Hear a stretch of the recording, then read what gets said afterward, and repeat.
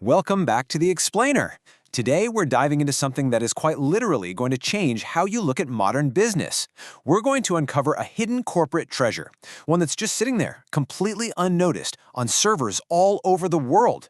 Seriously, once you see this, you can't unsee it. So, I want you to start by asking yourself this. What is the absolutely most valuable asset your company owns that just doesn't exist on your balance sheet?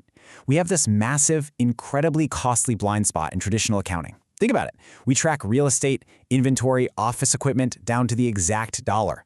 But when it comes to the actual digital lifeblood of our companies, we're flying completely blind. And as we're going to see today, being blind to this asset has some pretty catastrophic financial consequences. Let's set the stakes right out of the gate with a staggering number, 700,000 crore rupees. We'll get into the exact mechanics of this later on, but this number, it represents the estimated value of a massive data set that a nation completely missed out on. Why? Because corporate shareholders and regulators just didn't know how to look at it. 700,000 crore. Just let that sink in for a second. All right, Section 1, the hidden balance sheet asset. It's all about this concept of opening our third eye. Look, a raw stream of ones and zeros doesn't actually have any intrinsic value on its own, right? It's just binary code. The value only appears when we consciously choose how we look at it. The meaning is entirely in the eye of the beholder. Until we train ourselves to look past the physical server racks and actually see this data as a tangible financial asset, it's going to remain completely invisible to the enterprise. Let's break down how different people see this. On one side, you have the technical ASCII view. This is where data is just read as text characters, a string of numbers like 68, 97, 117. It's purely operational. But if you shift to the financial CFO view, the questions completely change. Suddenly we're asking, hey, how much did this actually cost to acquire? And what is it worth in the open market? Perspective completely dictates value. If you only have IT looking at your data, you are entirely missing the financial reality. Of course, there's a third critical perspective here, and that's the legal view. How much of a penalty could a company face under data protection laws like the DPDPA? Could a data breach actually land an executive in jail under the Information Technology Act? How we classify data legally is a massive deal, because it can turn a highly lucrative asset into a crippling liability overnight if it's mishandled. Moving on to Section 2, the cost of being blind. Let me tell you the absolutely crazy story of Net for India. They were a going concern that was declared insolvent over 100 crore rupee debt. But here is the tragedy of this whole thing. They had 3 lakh registered subscribers, bringing in renewal commitments of around 20 crore rupees a year. If you capitalize that at just 5 to 10%, that database alone was worth somewhere between 100 and 200 crore rupees. They literally went bankrupt over a debt that could have easily been covered by the hidden value of their own subscriber base. They were just completely blind to it. If you want to ground this whole abstract concept of valuation in stark reality, you just need to look at the 2021 Dark Web Price Index. These are the actual unit economics of stolen data. A French passport? That goes for up to $6,500. Medical records? Anywhere from $250 to $1,000. Stolen online banking logins are going for about $120 each. Hackers have built a very clear, highly efficient market for data. The criminal underworld knows exactly what this information is worth per record, while legitimate billion-dollar corporations are still valuing it at zero. Now let's scale this up, way up. Let's look at the stealth transfer of CBIL, India's primary credit bureau. Back in 2001, TransUnion held just a tiny 10% stake in the bureau, but over time, they quietly built that up. By May 2014, they became the majority owner at over 92%, and then by March 2017, they finalized the buyout of the remaining 10% blocks from public banks. So over the course of 16 years, control of the incredibly sensitive personal financial data of 1 billion Indians quietly shifted to a foreign entity engaged in profiling and marketing. So why does that 16-year timeline actually matter?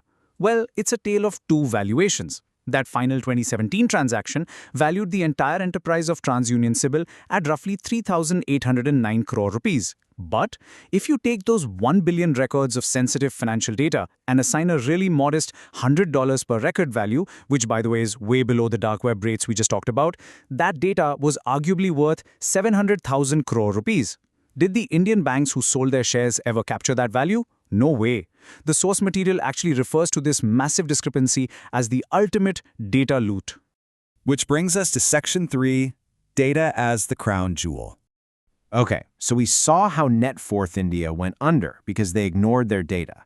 But what happens when companies actually realize what they have? During the bankruptcy of Caesars Entertainment, creditors figured out that its customer loyalty database was its most valuable asset. They cashed it in for over $1 billion. That's more than the value of any physical Caesars property. Same thing with Radio Shack. When they faced liquidation, they managed to recover $26.2 million simply by selling off 117 million customer records. For these companies, their databases literally became their life rafts. But if you really want the ultimate masterclass in modern data valuation, look at the airline industry. Take two absolute titans, United Airlines with its Mileage Plus program and American Airlines with its AAdvantage program. Listen, these aren't just systems to give you a free flight to Florida. They are incredibly sophisticated data collection engines. And recently, these airlines used these exact programs as collateral to secure multi-billion-dollar loans. This is the part that just blows my mind. Third-party appraisers came in and valued United Airlines' loyalty data at $20 billion. At the time, the market cap of the entire airline was only around $9 billion. American Airlines? Their market cap was under $8 billion, but their data was valued between $19.5 and $31.5 billion. The appraisers valued the airline's customer loyalty data at 2 to 3 times the value of the actual physical airlines. All those planes, the routes, the terminals, they were worth a fraction of the digital records sitting on their servers. All right, Section 4, Calculating Data's True Worth. So how do we actually calculate this for ourselves? It all starts with a surprisingly straightforward formula. The value of data equals volume multiplied by unit value.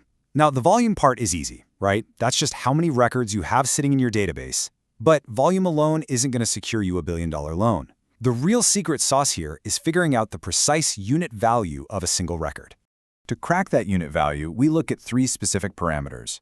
Parameter 1 is the depth of data. Basically, how much detailed info is packed into the record. A basic database with just, say, names and genders has a pretty low depth. But the second you start adding family history, educational background, or national ID and tax numbers like an Aadhaar or PAN, wow, the depth skyrockets. Richer, deeper records carry significantly more weight in the marketplace. Parameter 2 is sensitivity. This is where the legal weight comes into play. The value of data goes up alongside the legal protections it requires. General personal data, like a name or an address, has a baseline value. But critical or sensitive personal data, we're talking biometrics, passwords, health records, those require the highest legal protection, and therefore they carry the absolute highest premium. The more restricted it is, the more it's worth. And finally, parameter 3, reliability. Honestly, this is the absolute bedrock. It doesn't matter how deep or sensitive your data is, if it's full of errors, out of date, or just generally untrustworthy, it simply isn't fit to be valued. Accuracy and currency are exactly what give investors and acquirers the confidence to actually open their checkbooks and pay for it. Analysts usually summarize this reliability using the classic 5 V's of data quality. You've got volume, how much data exists, velocity, how fast it's being generated, variety, the different forms it takes, veracity, its strict accuracy, and finally, value, what it's ultimately worth when all of these dimensions align. If your data passes the 5 V's test, you have a certifiable, bankable asset on your hands. And that brings us to Section 5, the call to action. So what's the playbook here? The mandate for modern corporate survival really comes down to 3 clear steps. Step 1, you have to recognize the value of data as a genuine asset. Open that third eye. Step 2, reveal that valuation on the balance sheet. We cannot let billion-dollar assets just remain invisible to shareholders anymore. And step 3, report it.